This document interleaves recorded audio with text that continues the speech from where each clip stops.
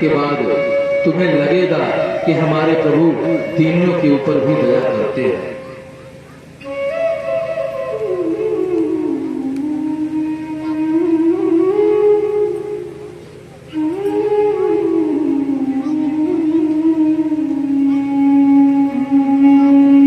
कृष्णस्यासीत् सखा कश्चित् ब्राह्मणो ब्रह्मवित्तमः विरक्त इंद्रियार्थेषु प्रशांतात्मा जितेन्द्रियः। कहते हैं कि भगवान कृष्ण के एक मित्र हैं जिनका नाम है श्रीदामा। सुदामा तो यहां पर हम लोग कहने लगे, लेकिन उनका जो है असली नाम श्रीदामा है। जो जितेंद्रिय हैं, विरक्त हैं और भगवान के परम भक्त हैं, वैष्णव हैं और प्रशांत आत्मा है। लेकिन उनकी जो पत्नी है, उनको यहां पर सुखदेव महाराज जी ने दरिद्र शब्द से संबोधित किया। बोले दरिद्र कौन है? सुदामा जी को दरिद्र शब्द का प्रयोग सुखदेव जी ने सुदामा के प्रति नहीं किया। बोले दरिद्र है कौन? बोले दरिद्रो यस्ति संतुष्ट, जो संतुष्ट नहीं होता वो दरिद्र होता है। और सुदामा जी की जो पत्नी है सुशीला देवी, ये जो है संतुष्ट नहीं रहती। अच्छा, कहां से संतुष्ट रहे? छोटे छोटे बच्चे हैं, भूख से बिलख रहे हैं, तो कौन सी माँ जो है बर्दाश्त कर पाएगी कि उसका बच्चा भूख से तड़पता रहे? बच्चों को जब प्यास लगती है तो मैया सुशीला कहती है कि बेटा आज एकादशी है और एकादशी के दिन कुछ खाते नहीं, केवल जल पीते हैं।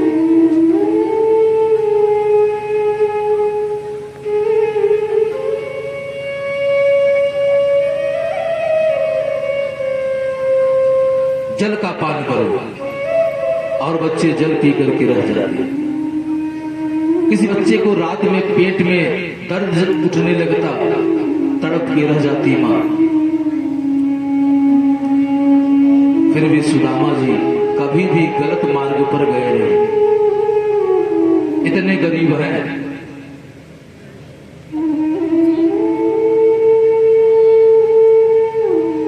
एक दिन पत्नी को पता चला कि कन्हैया जो है सुदामा के बचपन के मित्र है। पत्नी ने कहा कि आप जो है एक बार कन्हैया से मिलाओ ना, जाओ, गोविंद द्वारिकाधीश है और वहां जाएंगे तो कुछ मिलेगा आपको। सुदामा जी ने कहा देखो, अगर तुम कुछ मांगने के लिए मुझे भेज रही हो तो मैं कभी नहीं जाऊंगा।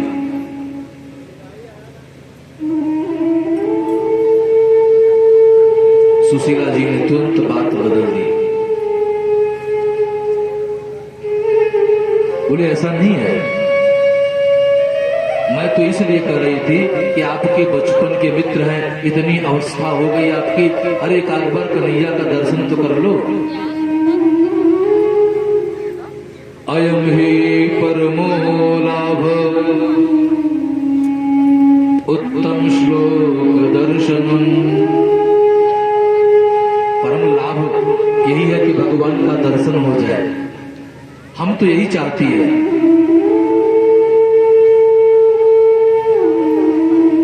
अरे सुशीला तू धन्य है,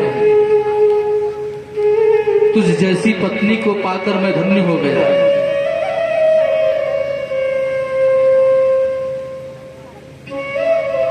अच्छा ठीक है, मैं जाऊंगा, लेकिन 4 जगह पर जाएं तो खाली हाथ नहीं जाना चाहिए।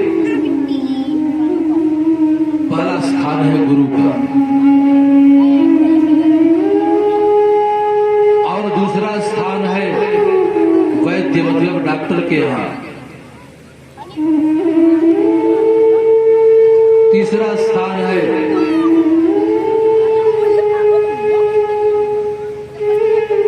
आप जाए तो खाली हाथ न जाए, बहन बेटियों के यहाँ। तो अपने घर में कुछ है कन्हैया, अगर मैं गया और मांग लिया तो क्या दूंगा?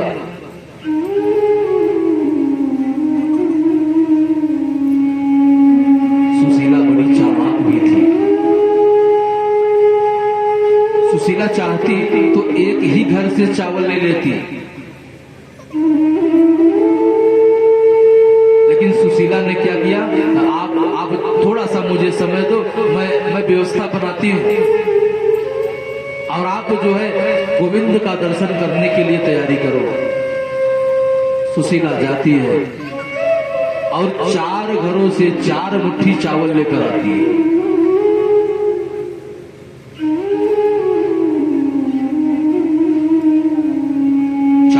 चावल लाने के बाद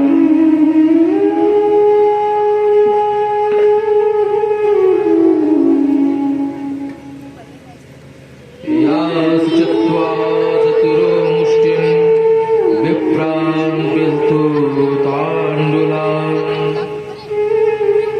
तांडुला अलग अलग चावल है और ये सोच रही है कि ये चावल जब कन्हैया देखेगा तो उसे ये तो ज्ञान हो ही जाएगा कि ये एक घर का चावल नहीं, हर चावल अलग अलग है। मतलब हम इतने गरीब हैं कि 4 मुट्ठी चावल भी मेरे यहाँ नहीं।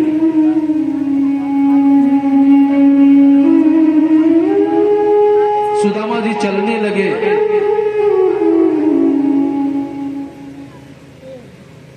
तो पत्नी से बोले कुछ संदेश करना चाहोगी? कन्हैया पूछेगा कि भाभी ने कुछ कहा है तो क्या बोलूंगा, क्या करना चाहती हो?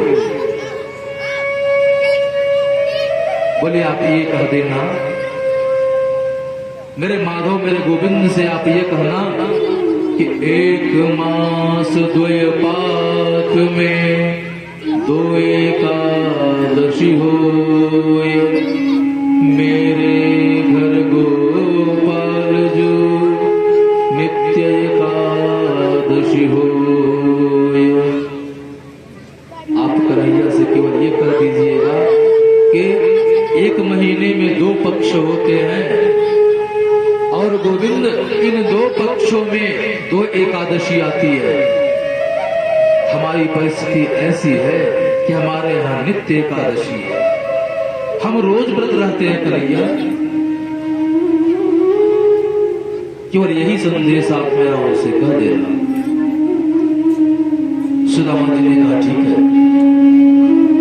अच्छा अब मैं निकलूंगा क्योंकि रास्ते में हो सकता है अंधेरा हो जाए और जितनी जल्दी पहुंच जाऊं कन्हैया का दर्शन हो जाए उतना अच्छा है ना देवी, तो हम चलते हैं। हाँ, और अभी आप अपने घर का ध्यान देना, अब कन्हैया से मिलके फिर आऊंगा, आपसे मिलूंगा,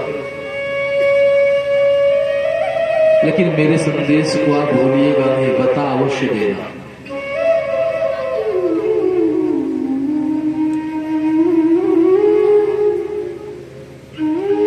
और सुदामा जी अपने गांव से आगे की ओर बढ़ते हैं।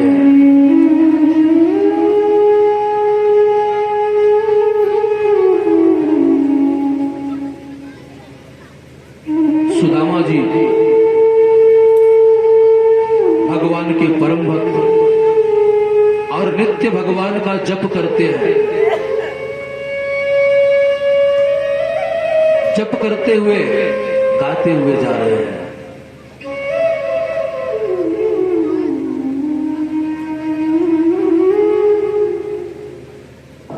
गा क्या रहे हैं? गाते हुए सुदामा जी जा रहे हैं और हम आप भी सुदामा जी के पीछे पीछे चलेंगे। सुदामा जी गा रहे हैं, लागी लगन मत तोड़ना, लागी लगन मत तोड़ना, प्रभु जी मोर लागी लगन मत तोड़ना, प्रभु जी मोर लागी लगन मत तोड़ना। लगन वगन नहीं लगी क्या आप लोगों को? लगन मत तोड़ना, लागी लगन मत तोड़ना, जी मोरी लगन मत तोड़ना, मुझे मेरी लागी लगन मत तोड़ना, मुझे मोरी लागी लगन मत छोड़ना, मुझे मेरी लागी लगन मत तोड़ना। कुछ है नहीं मेरे पास भगवान, खेती उगाई मैंने तेरे नाम की, खेती उगाई मैंने तेरे नाम की, खेती बुआई मैंने तेरे नाम की, खेती बुआई मैंने तेरे नाम की, खेती उगाई मैंने तेरे नाम की, खेती बुआई मैंने तेरे नाम की। मेरे भरोसे मत छोड़ना, मेरे भरोसे मत छोड़ना, मेरे भरोसे मत छोड़ना, हरि के मत छोड़ना, प्रभु जी मोरी लागी लगन मत तोड़ना, जी मेरी लागी लगन मत तोड़ना, लागी लगन मत तोड़ना, लागी लगन मत तोड़ना, ये मेरी लागी लगन मत तोड़ना, हरि जी मेरी लागी लगन मत तोड़ना, प्रभु जी मोरी लागी लगन मत तोड़ना, प्रभु जी मेरी लागी लगन मत तोड़ना। ये जो भव सागर रूपी संसार है, इसको पार करना बड़ा कठिन और बहुत जटिल है। और ये जो नाव रूपी शरीर है, बड़ा वृद्ध है। परिस्थिति क्या है? जल है गहरा नाव पुरानी, जल है गहरा नाव पुरानी, जल है गहरा नाव पुरानी, जल है गहरा नाव पुरानी, जल है गहरा नाव पुरानी, जल है गहरा नाव पुरानी, बीच भंवर मत छोड़ना, मत तोड़ना, बीच भंवर मत छोड़ना,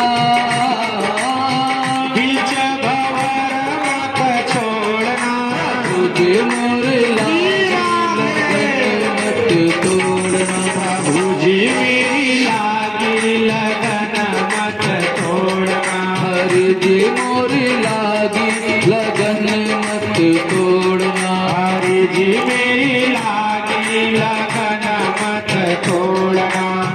हम मनुष्य हैं और मनुष्य की जो वृत्ति है प्रभु, इसमें गलती होना तो निश्चित है। अनेकों गलतियां हमसे हुई होंगी, अनेकों अपराध हमसे हुए होंगे। उसका ब्याज न लगाना, क्योंकि आप ब्याज लगाओगे तो हम दे नहीं पाएंगे। आप ब्याज न लगाना। तू ही मेरा सेठ मेरा, तू ही साहूकार है, तू ही मेरा सेठ, तू ही मेरा साहूकार है, तू ही मेरा सेठ मेरा, तू ही साहूकार है, तू ही मेरा सेठ, तू ही मेरा साहूकार है, तू ही मेरा सेठ मेरा, तू ही साहूकार है, तू ही मेरा सेठ, तू ही मेरा साहूकार है, ब्याज पे ब्याज मत जोड़ना, ब्याज पे ब्याज मत जोड़ना, ब्याज पे ब्याज मत जोड़ना, ब्याज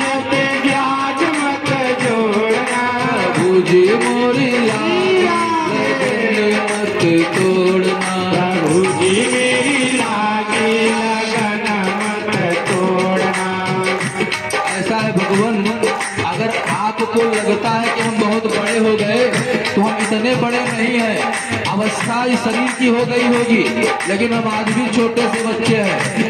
सुदामा जी का भाव और प्रेम है।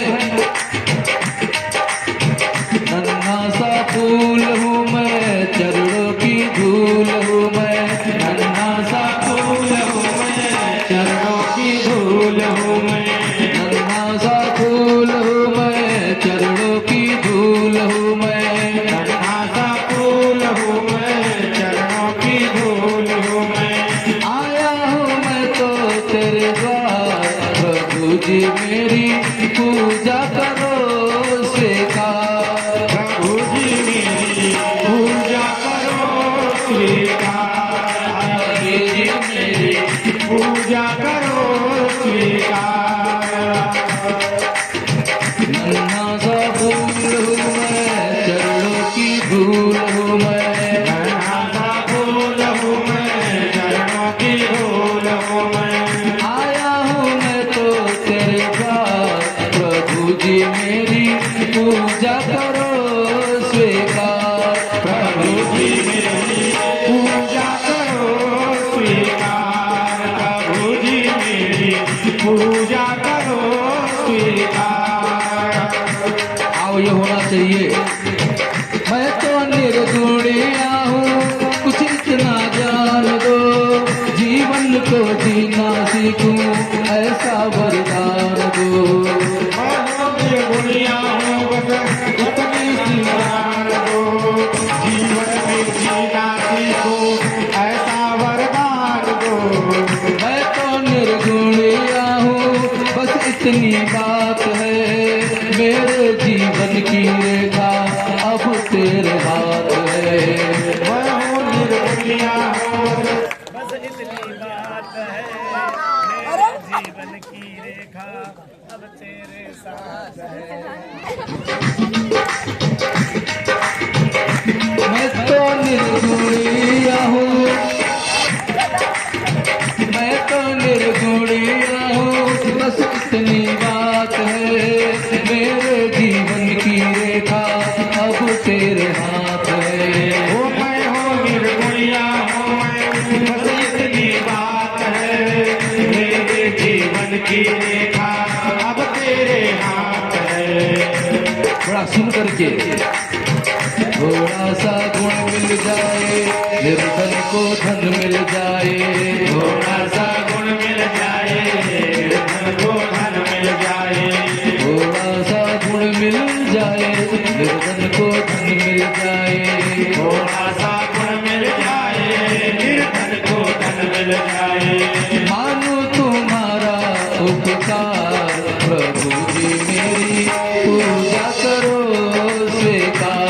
प्रभु जी मेरी पूजा करो स्वीकार, हरि जी मेरी पूजा करो स्वीकार।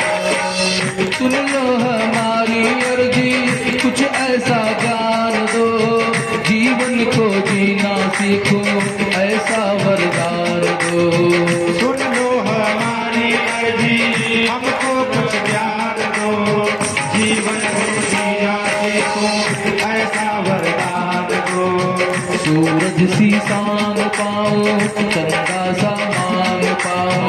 सूरज से शान पाओ, चंदा सा मान पाओ। सूरज सी शान पाओ, चंदा सा मान पाओ। सूरज से शान पाओ, चंदा सा मान पाओ।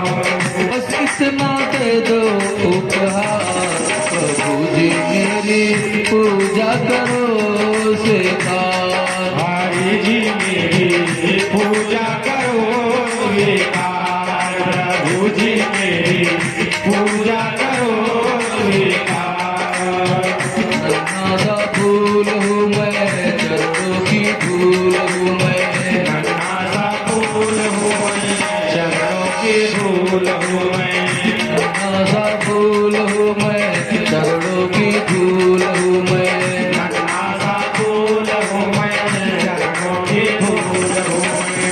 नन्हा सा फूल हूँ मैं, चरणों की धूल हूँ मैं। बोलो कृष्ण कन्हैया लाल जय हो।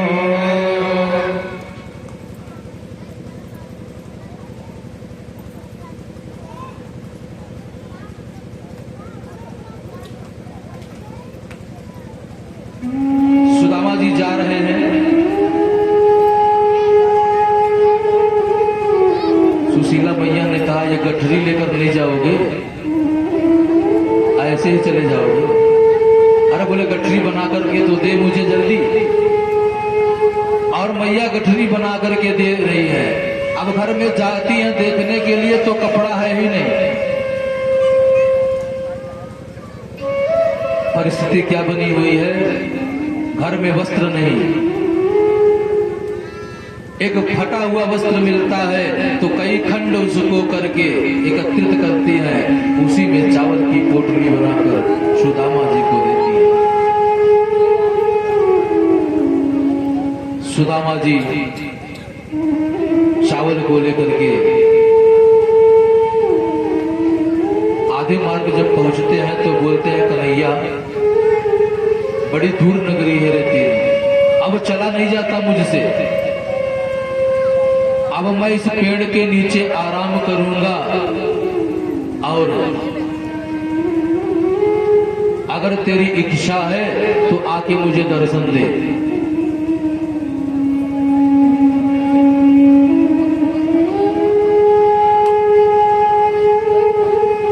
ये सुन करके ऐसा सुमिरन करके सुदामा जी वृक्ष के नीचे सो जाते हैं। और जब आंख खुलती है तो क्या देखते हैं, वह द्वारिका पहुंच चुके हैं। क्योंकि भगवान तो डंके की चोट पर बोलते हैं कि भैया जो तू आवे एक पग, मैं आऊं पग 60। कितने पग आते हैं भगवान? 60 पग। हम एक पग नहीं चल पा रहे हैं उनके लिए, वो 60 आ रहे हैं हमारे लिए। बाबा जो है सुदामा जी पहुंच गए द्वारिकापुरी। एक सज्जन से पूछा, द्वारिकापुरी यही है क्या? बोले हाँ महाराज जी, यही द्वारिकापुरी है। आपको किसके यहां जाना है, किससे मिलना है? बोले मेरा एक मित्र जिसका नाम कृष्ण था, उसी से मुझे मिलना है।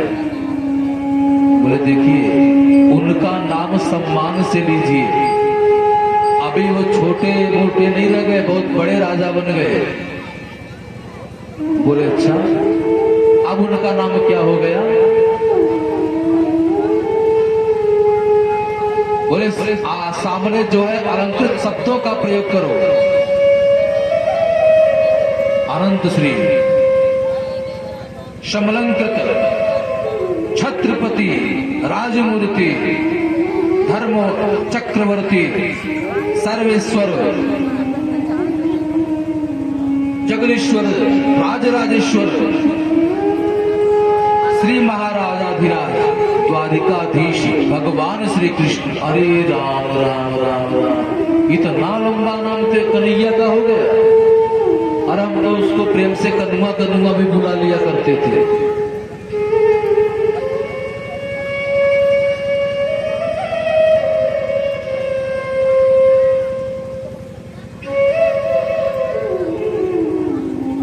अब बोले कि ये जितने महल आप देख रहे हो ना, सब उन्हीं के हैं। किसी भी महल में आप जाओगे तो कन्हैया मिलेगा। तो भागवत के अनुसार तो भगवान से सुदामा जी डायरेक्ट मिलने जाते हैं, कोई बीच में रोकता वोकता नहीं। लेकिन नरोत्तम दास जी के शब्दों में बड़ी सुंदर बात कही है। जाकर दूत से कहते हैं कि भैया मेरा एक संदेश है, कन्हैया तक पहुंचाओगे क्या? अरे बोले महाराज जी क्यों नहीं पहुंचाएंगे, और वो तो ब्राह्मणों के परम भक्त हैं। बोले कन्हैया मेरा बचपन का मित्र है। बोले हो सकता है, हम कहां करें नहीं मित्र हैं आपके। बोले जाकर के कन्हैया से केवल आपको ये बोलना है कि सुदामा जी आए हैं।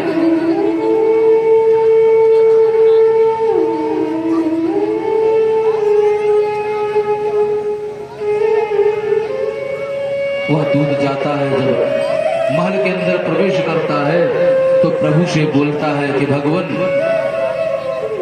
आपसे मिलने के लिए तो हमने बहुत लोगों को देखा, एक से बढ़कर एक लोग आया करते थे, लेकिन आज जो आया है ना, ऐसा कभी नहीं आया।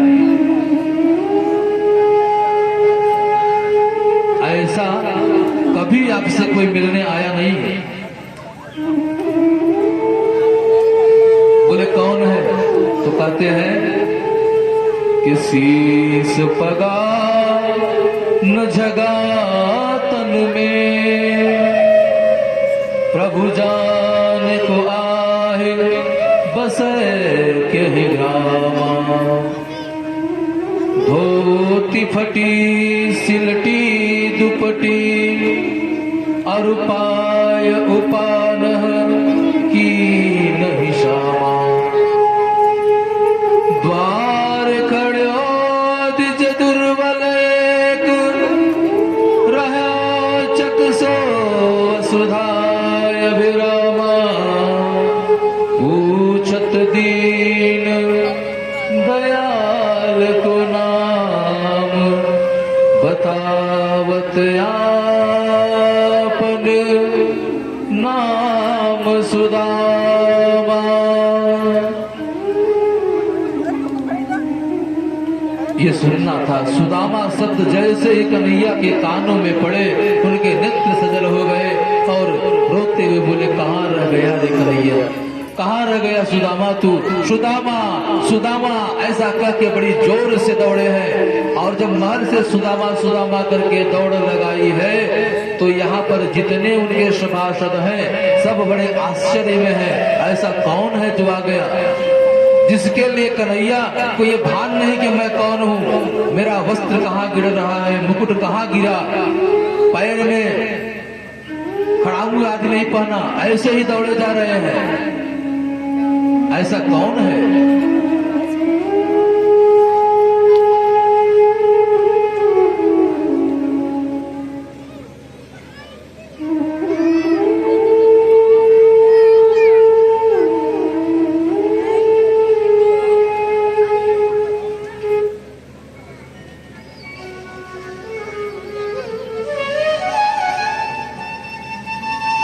ऐसा कौन है जिसके लिए सुदामा जी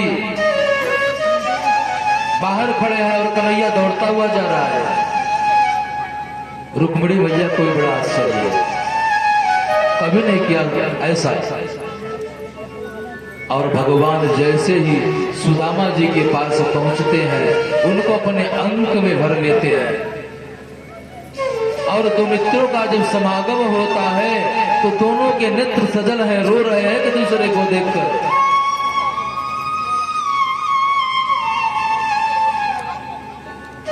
बोले सुदामा, बड़े दिनों के बाद तू आया, आज तुझे मेरी याद आई? इतने दिन कहाँ था तू? सुदामा जी ने कहा, कन्हैया तू इतना बड़ा राजा है, कैसे आता? और आने के बाद मुझे लगता था कि हो सकता है कि तू मुझे भूल गया हो। दोनों के नेत्र सजल हैं, रो रहे हैं। सुदामा जी अपने आप को थोड़ा सा संभालते हैं। बोले, अगर बहुत रोऊंगा ना तो यहाँ के लोग समझेंगे कि एक दरिद्र है, कुछ है नहीं इसलिए रो रहा है, धन मांगने के लिए आया होगा, इसलिए आंखों से ज्यादा आंसू बह रहा कि पैसा रुपए ज्यादा मिल जाए।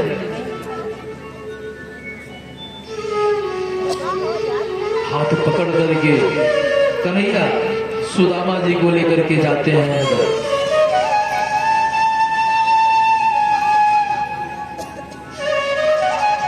परीक्षित, इस दृश्य को देखो जरा। जिस त्रैलोक्य के स्वामी के दर्शन के लिए कई जन्म लग जाते हैं ऋषियों मुनियों को तप करने में, वो इतनी सहजता से सुदामा जी के हाथ को पकड़ कर ले जा रहा है। ये सुदामा धन्य है। सुदामा जी को लेकर भगवान जिस आसन पर स्वयं बैठते थे उस पर सुदामा को बैठाया। सुदामा बड़े संकोच में है, बैठे तो हैं सिंहासन पर लेकिन बड़े संकोच में है कि लोग क्या कहेंगे। कन्हैया कहते हैं सुदामा तू तनिक संकोच न कर, अपने मित्र के यहाँ आया है, तेरा घर है ये, काहे का संकोच न कर रहा है। रुक्मिणी जी को इशारा किया, अरे अरे ये ब्राह्मण आया है और हमारे यहाँ नियम है ब्राह्मण अगर घर पे आवे तो उनके चरणों को धोना चाहिए, पखारना चाहिए। क्या कर रही हो देवी? रुक्मिणी जी दौड़ती हुई जाती है जल लाने के लिए।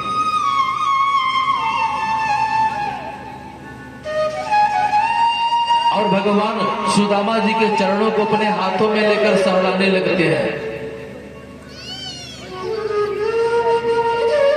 देखते हैं बड़े बड़े छाले पड़े हुए हैं और बेवाई फटी हुई है, उसमें कई कई दिनों के पत्थर और कांटे चुभे हैं। ऐसे बेहाल मित्र को देख करके कन्हैया रुक न पाया और कन्हैया ने क्या किया, ऐसे बेहाल बेवाइन सो पग कंटक जाल लगे पुनि जोए, हाय महादुख पाय सखा तुम आय इतेन किते दिन खोए, देखी सुदामा की दीन दशा करुणा करके करुणा निधि रोए, पानी परात को हाथ छुयो नहीं, नयनन के जल सो पग धोयो। भगवान ने सोचा कि गंगा सबसे पवित्र है, इस पृथ्वी पर सबसे पवित्र जो है वह गंगा का जल है, लेकिन ये गंगा जो है मेरे चरणों से निकली है। आज इस सुदामा के चरणों को धोना है तो मैं अपने चरणों से निकली हुई गंगा से कैसे धो सकता हूं इस ब्राह्मण देवता के चरणों को।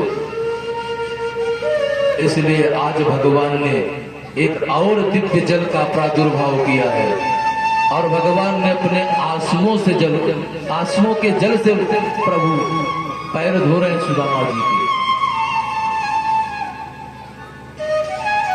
और लोग कहते हैं सुदामा दरिद्र थे, बताइए कौन ऐसा धनवान होगा जिसके चरणों को श्रीपति जो है अपने आंसुओं से धो रहे हैं।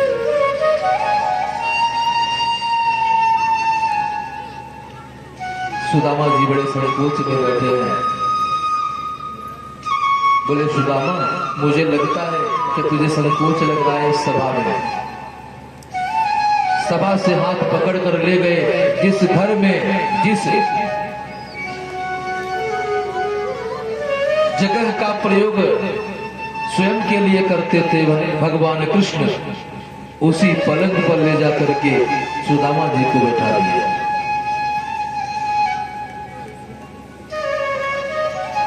चरणों को दबाने लगे। अरे कन्हैया, अरे गोविंद, ये क्या कर रहा है तू? ये न कर, नहीं बहुत थके होंगे। अरे आप मित्र हैं तो क्या हुआ, है तो ब्राह्मण, हमारा धर्म है हम ब्राह्मणों की सेवा करें। घर में ब्राह्मण आवे और अगर भगवान ने पुरुषार्थ दिया है, बल है, तो ब्राह्मणों के चरणों की सेवा करनी चाहिए और बिना चरण दबाए सोना नहीं चाहिए। यहाँ भगवान स्वयं भक्त सुदामा जी के चरणों को दबा रहे हैं और सुदामा जी बार बार हाथ को हटा दे रहे हैं, लेकिन कन्हैया जबरन पकड़ करके दबा रहा है। मैया रुक्मिणी जी ने देखा कि हमारे पति इतनी सेवा कर रहे हैं इस अवधूत की, तो वो भी पंखा लेकर के चलाने लगी। परीक्षित, इस दृश्य को देखो ना, श्रीपति चरणों की सेवा कर रहे हैं और साक्षात लक्ष्मी पंखा चला रही है। इतना बड़ा सौभाग्यशाली कौन होगा।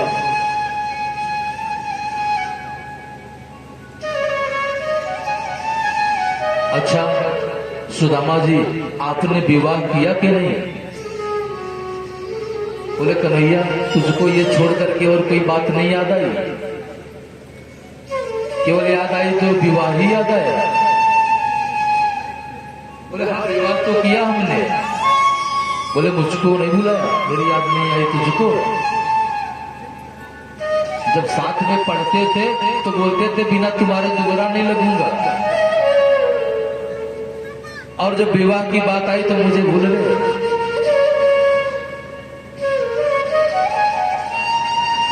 बोले क्या करता, भूलना पड़ा, क्योंकि तू द्वारिकाधीश, मैं अति दरिद्र। तू अगर मेरे यहाँ पे आता तो मैं व्यवस्था नहीं दे सकता था कन्हैया, इसलिए नहीं बुलाया। अच्छा ये बताओ, तुम्हारी शादी हुई क्या? बोले अभी देख लेना।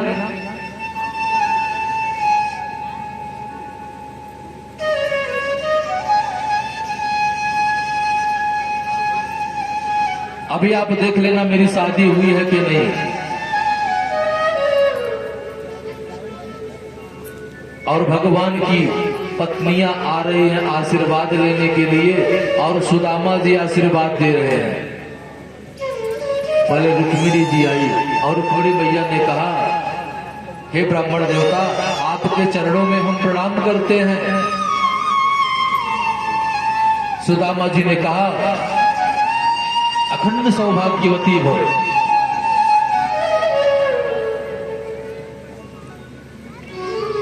दूसरी पत्नी जाम्बवती आई, उनको भगवान की पत्नी ये थी इसलिए प्रणाम किया, तो बोले अखंड सौभाग्यवती भव। अरे कन्हैया, तूने 2 विवाह किया क्या?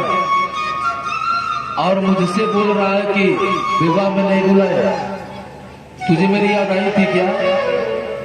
तूने भी तो नहीं बुलाया। बोले पहले आशीर्वाद देते जाओ फिर बताएंगे।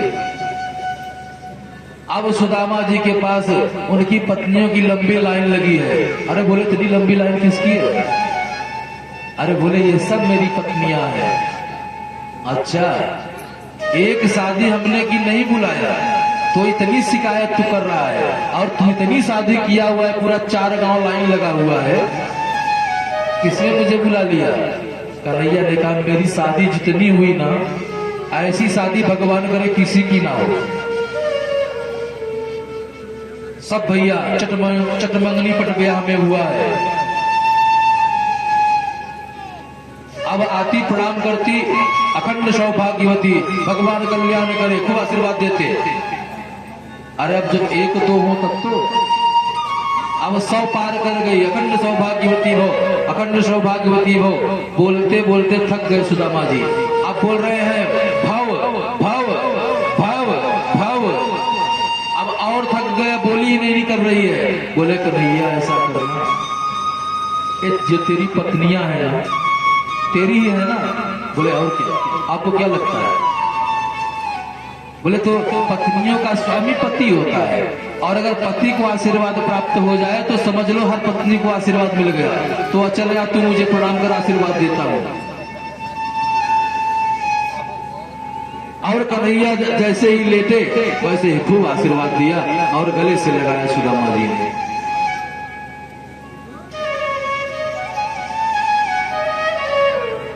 बोले कि भाभी ने कुछ मेरे लिए दिया है क्या?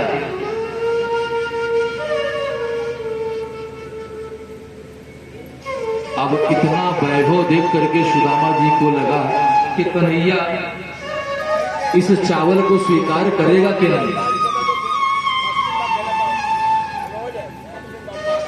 कन्हैया जो है इस चावल को स्वीकार करेगा, वो भी 4 घरों का चावल है, इतना बड़ा राजा ऐसे कांख में दबाए हुए है।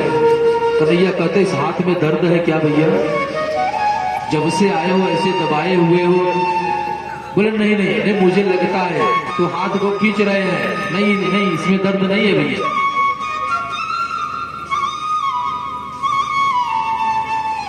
और भगवान ने जबरन जो है सुदामा जी के कांख से चावल की पोटली छीन ली, और जैसे ही छीना तो बड़े संकोच में सर झुका लिए सुदामा। अभी खोलेगा तो इसे क्या लगेगा, एक तो चावल दी है और दूसरे 4 घरों का। कन्हैया ने चावल देखा और कन्हैया के नेत्र से अश्रु बहने लगा, रोने लगे कन्हैया और बोले सुदामा तू भूल गया, मेरा स्वभाव तुझे नहीं पता। पत्रम पुष्पम फलम तोयम यो मे भक्त्या प्रयक्षते। मेरा तो स्वभाव है कोई पत्र चढ़ा दे तो स्वीकार कर लेता हूं, पुष्प चढ़ा दे स्वीकार कर लेता हूं। ये नहीं है कि यही फूल चढ़ाओ तो मैं प्रसन्न रहूंगा, कोई फूल चढ़ाओ। इन सब बातों को तू भूल गया था क्या। और भगवान ने लिया और एक मुट्ठी चावल जो है खाया, और जैसे ही खाया त्रिलोकी की संपदा एक मुट्ठी में ही दे दिया। दूसरी मुट्ठी उठाए खाने के लिए, मैया ने हाथ पकड़ लिया।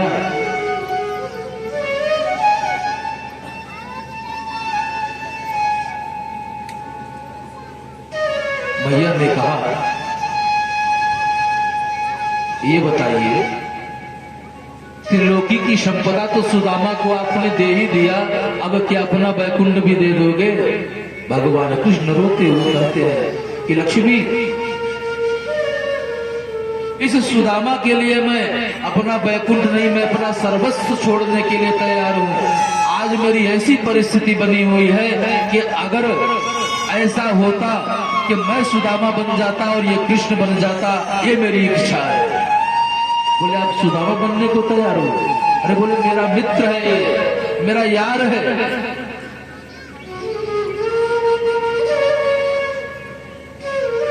दूसरा भाव ये था कि अब सुदामा जी के सामने ऐसा बोल रही है कि कच्चे चावल है, ज्यादा खाओगे पेट खराब हो जाएगा।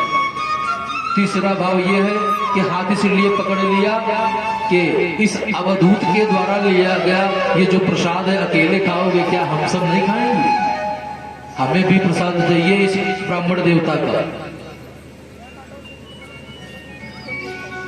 अच्छा ये बताओ सुदामा, भाभी आते समय कुछ बोली है मेरे लिए? हाँ कन्हैया, हाँ तूने ठीक याद दिलाई, तेरी भाभी ने कुछ कहा तो था। अच्छा बातों में तो मैं भूल ही गया, मुझे याद ही नहीं रहा। बोले क्या बोली थी भाभी ने, क्या कहा था? सुदामा जी कहते हैं एक मास द्वय पाक में दो एकादशी हो, मेरे घर गोपाल जी नित्य एकादशी हो। यही तेरी भाभी ने कहा, तेरी भाभी ने कहा है और कन्हैया सब समझ गए।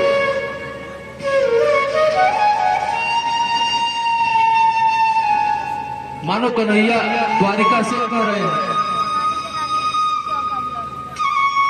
कि भाभी होनी थी सो है गई, अब ऐसी ना हो। भाभी तेरे भुवन में नित्य द्वादशी हो। भाभी ये सुदामा आने में विलंब किया, ये होनी थी, लेकिन अब ये तेरा तेवर है ना, ये ऐसा होने नहीं देगा। अब तेरे यहाँ नित्य द्वादशी होगी भाभी।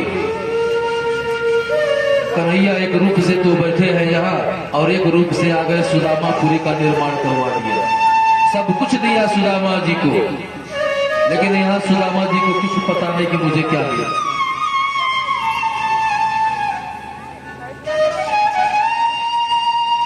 दो मित्र जब मिलते हैं तो बचपन की यादें ताजी हो जाती हैं, बचपन की बातें करते हैं, दोनों की खूब बातें हुई। चना वाला प्रसंग भी आपस में चर्चा किया, क्यों वृक्ष पर चढ़ गए और पूछा क्या खा रहे हो, तो बोल रहे चना खा रहा हूं, कुछ नहीं दांत कटकटा रहा है मेरा। सारी पुरानी बातें याद की।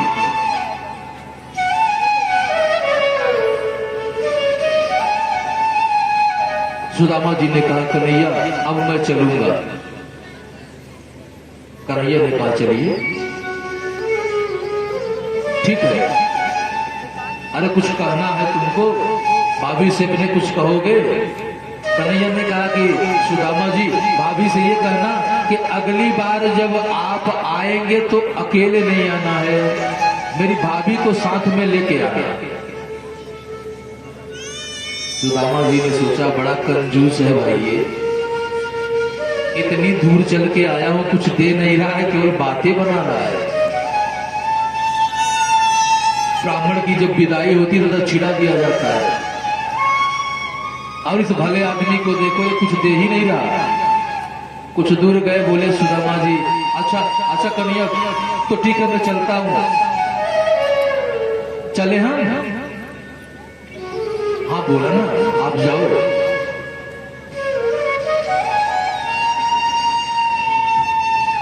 सुदामा जी ने सोचा कि चलो ठीक है, कुछ नहीं दिया तो अच्छी बात है, क्योंकि वाहम दरिद्र पापिया क्व कृष्ण श्रीनिकेतन। कहा मैं दरिद्र पापी सुदामा, और कहा लक्ष्मीपति श्री कृष्ण, हमारी उनकी तुलना ही क्या है। उसने मुझे गले से लगाया, इतने प्रेम से बैठाया, इससे बढ़कर मुझे और क्या चाहिए। अपने सुदामापुरी पहुंचते हैं, कुटिया गायब, बहुत बड़ा महल बना हुआ है। एक दूत से पूछते भैया यहाँ मेरी टूटी सी मड़ैया थी, बोले भैया अभी अभी हमारी नियुक्ति आज ही हुई है। बोले यहाँ का राजा, बोले सुदामा जी है। बोले अभी तो सुदामा है। बोले हो सकता है कोई और एक राजा आ गया हो सुदामा नाम का। बोले भैया राजा कहां पर है? बोले द्वारिकापुरी गए हैं। बोले मैं ही तो गया था द्वारिकापुरी। अच्छा ये भी हो सकता है कि वो राजा भी उनका नाम सुदामा हो और अभी द्वारिकापुरी गए हो। अच्छा रानी है क्या, उनसे हम भेंट कर सकते हैं? बोले हाँ रानी है, हम बुलाते हैं। और जाकर के आवाज दी कि कोई सुदामा नामक व्यक्ति आया हुआ है। और सुशीला एकदम श्रेष्ठ श्रृंगार किए हुए हंसते हुए आती है। सुदामा जी कहते हैं कौन है देविया? बोले मुझे नहीं पहचाना। बोले नहीं इतना मेकअप किए हो कैसे पहचान पाऊंगा?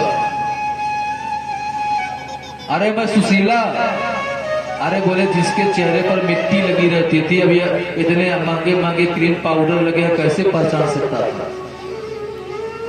बोले ये आश्चर्य कैसे हुआ? बोले वहां कन्हैया आपके साथ बैठे थे, यहाँ विश्वकर्मा जी सब निर्माण करके गए।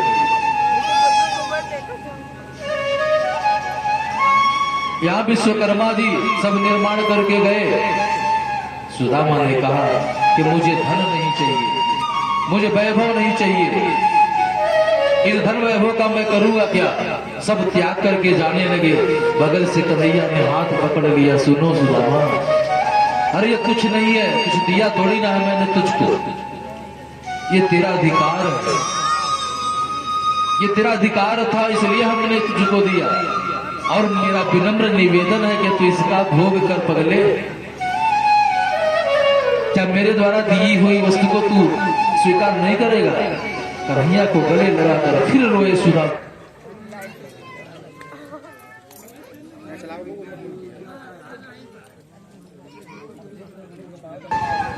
सुदामा जी ने भगवान के दिए हुए वस्तुओं को स्वीकार कर दिया। परीक्षित ऐसी कृपा भगवान अपने भक्तों के ऊपर करते हैं।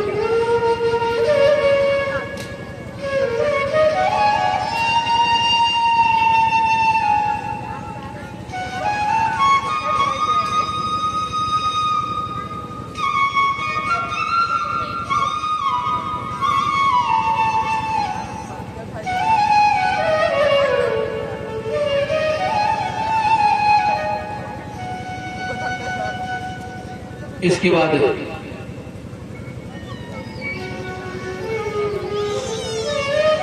कथाएं बहुत हैं, लेकिन समय हमारे पास है। आप लोग तो बड़े प्रेम से सुन रहे हो। ऐसे श्रोता मिले तो मैं तो पूरी रात सुना, भले दूसरे दिन कमर पकड़ ले उठा ना जाए।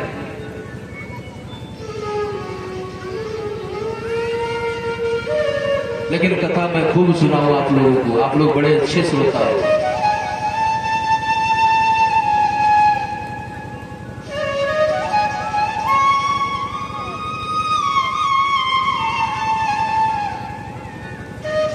अब भगवान का जो ये कुल है, गोत्र है, बहुत बड़ा।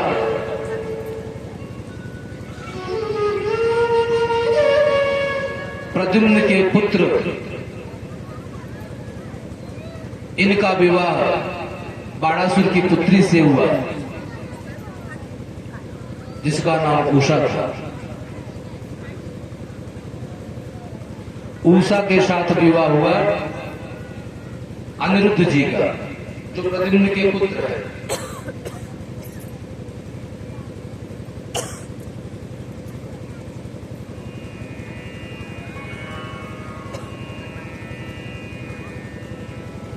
बाणासुर ने भगवान शिव जी को बुलाया। वो जानता है क्या किया इसने। कृष्ण के पोते को पकड़कर बंदी बना लिया।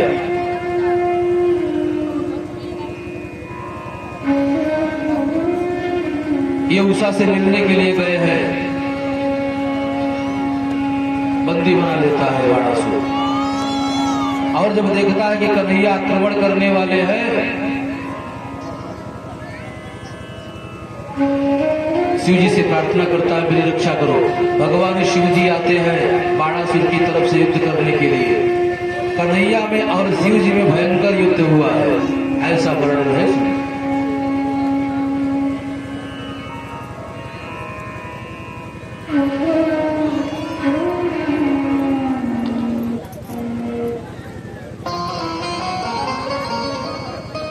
एक दिन कन्हैया के ही पुत्र पौत्रादि देखते हैं कि सप्तऋषि हमारे यहाँ आए हैं, तपस्या कर रहे हैं।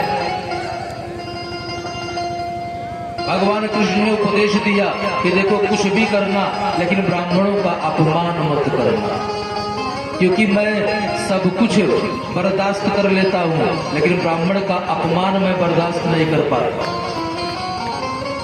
कभी किसी भी ब्राह्मण का अपमान न करना। लेकिन इन लोगों ने किया क्या, ये जो सप्तऋषि हैं तपस्या कर रहे हैं, तो ये शाम्ब जो है एकदम स्त्री की तरह लगता था, कन्या की तरह। श्रृंगार कर दिए इसका और पेट में कुछ कपड़ा भर करके लेकर गए और बोले बाबा इस मेरी बहना तो क्या होगा। अब बाबा अपनी तपस्या मस्त, वो कुछ बोलते ही नहीं। बगल में दुर्वासा ऋषि जी बैठे थे, जैसे महाराज जी हैं। बोले इधर आओ, ये कुछ नहीं बताते, इधर आओ, क्या पूछना है। बोले महाराज ये मेरी बहना है और इसके गर्भ में क्या है हम नहीं जानना चाहते हैं। बोले इसके गर्भ में एक जो है लोह का पिंड है। अच्छा, और इस लोह पिंड से तेरे समूल वंश का नाश हो जाएगा। रोआ खड़ा हो गया और देखते हैं कि ये जो है सत्य हो गया। ऋषि का श्राप है, सत्य फल देता है। और उसके गर्भ से एक मूसल निकला। बलराम जी को पता चला, बलराम जी ने उसका चूरा बना दिया, चूरन बना करके समुद्र में फेंक दिया।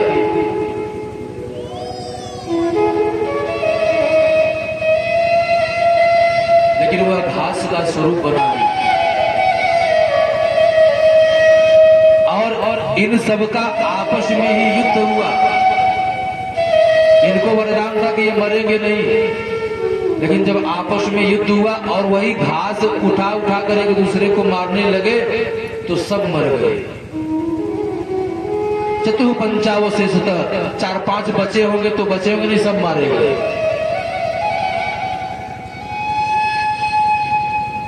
भगवान कृष्ण अपनी लीला को समाप्त करके अपने गोलोक धाम को गए। यहाँ परीक्षित जी का उद्धार हुआ, इनको मुक्ति प्राप्त हुई। इनके पुत्र जन्मेजय को जब पता चला कि तक्षक ने जो है मेरे पिता को डस लिया और मेरे पिता का प्राणांत हो गया, तो सर्पेष्ट यज्ञ किया। और इस सर्पेष्ट यज्ञ के मंत्रों में इतनी शक्ति कि बड़े बड़े सर्प आकर के हवन कुंड में गिरे जा रहे हैं। आस्तिक मुनि आकर के इस सर्पेष्ट यज्ञ को रोकते हैं। इसलिए जब भी कोई सर्प दिख जाए तो आस्तिक आस्तिक आस्तिक ये नाम ले लेंगे तो कितना भयंकर सर्प हो वो दूरी बना देगा। सर्पों की रक्षा की है। तक्षक जो है इंद्र के इंद्रासन को ऐसे लपेट कर बैठ गया। मंत्रों की इतनी शक्ति, पंडित जी लोगों ने मंत्र थोड़ा बढ़ा दिया और जैसे ही मंत्र को बढ़ा करके हवन कुंड में फेंका, इंद्र के सिंहासन के सहित वो खींच करके आने लगा। आस्तिक जी ने रोका, नहीं तो ये भी मर जाता।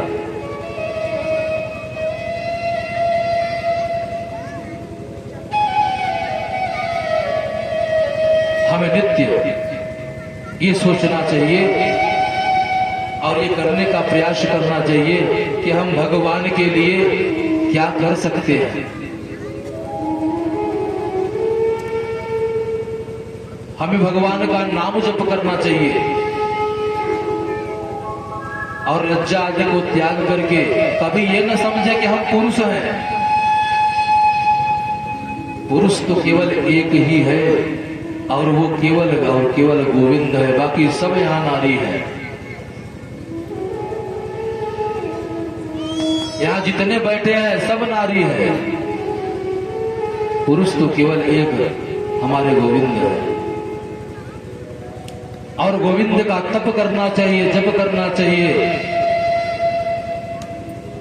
और अंदर ये भाव होना चाहिए कि हम सब क्या है, गोपी है।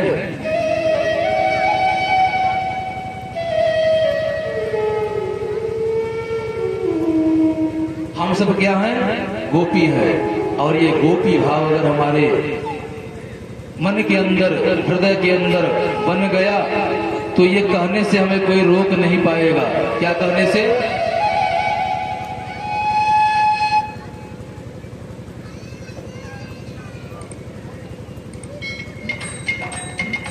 अभी समापन है और ये अंतिम भजन भी है। यही समझना है सबको।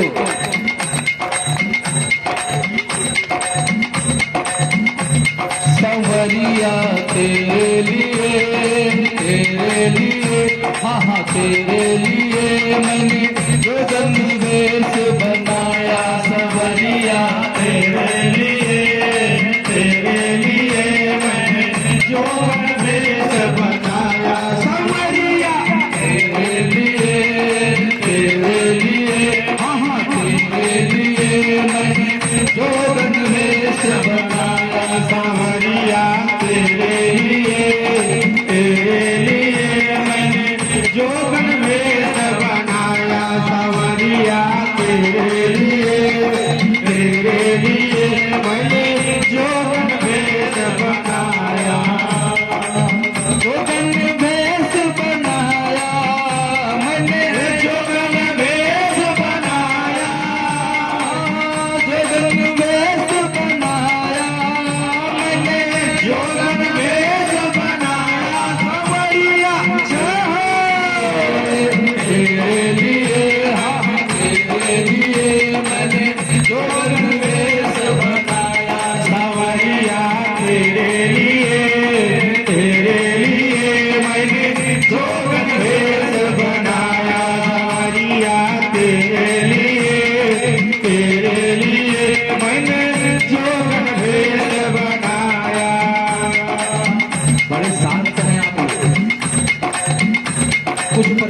है क्या? अरे अभी तो नाच लो, अब कब नाचोगे? अभी कल से ये कथा नहीं होनी है। अभी लज्जा को त्यागो और भगवान के प्रति भाव ये बनाओ कि मैं सवरिया के दरबार में आई हूँ और ये गा रही हूँ। सवरिया तेरे लिए, तेरे लिए, आहा तेरे लिए मैंने जो गणवेश बनाया। सवरिया तेरे लिए, तेरे लिए मैंने जो गणवेश बनाया। सवरिया तेरे लिए, तेरे लिए मैंने जो गणवेश बनाया। आप लोग बड़े संतोषी हैं।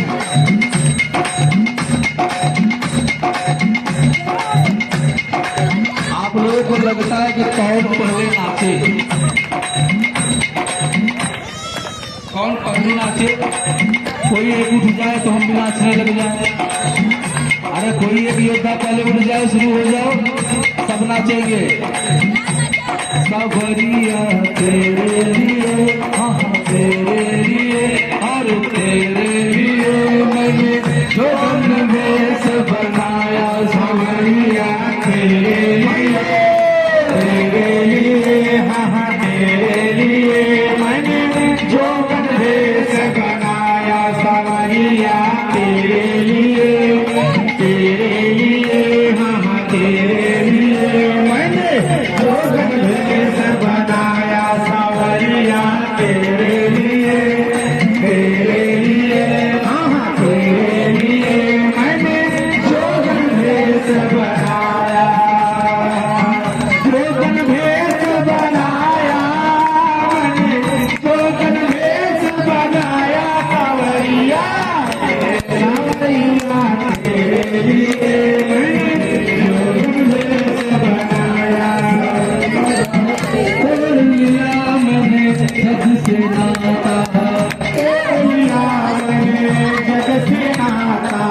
तेरे सिवा कोई नजर नहीं आता। तेरे सिवा कोई नजर नहीं आता। तेरे सिवा कोई नजर नहीं आता। तेरे सिवा कोई नजर नहीं आता। तेरे विच ऐसा समाया तू, ऐसा समाया तू दिल विच ऐसा समाया तू, दिल विच ऐसा समाया। सवरिया तेरे लिए, तेरे लिए मैंने जो गणवेश बनाया। सवरिया तेरे लिए, तेरे लिए, हाँ तेरे लिए मैंने जो गणवेश बनाया। सवरिया तेरे लिए, तेरे लिए, हाँ तेरे लिए मैंने जो गणवेश बनाया। सावली सूरत दिल में समाई, सावली सूरत डाल दिया ये महाराज लोग कहे देखो सावली आई। लोग कहे देखो बावली आई। लोग कहे देखो सावली आई। लोग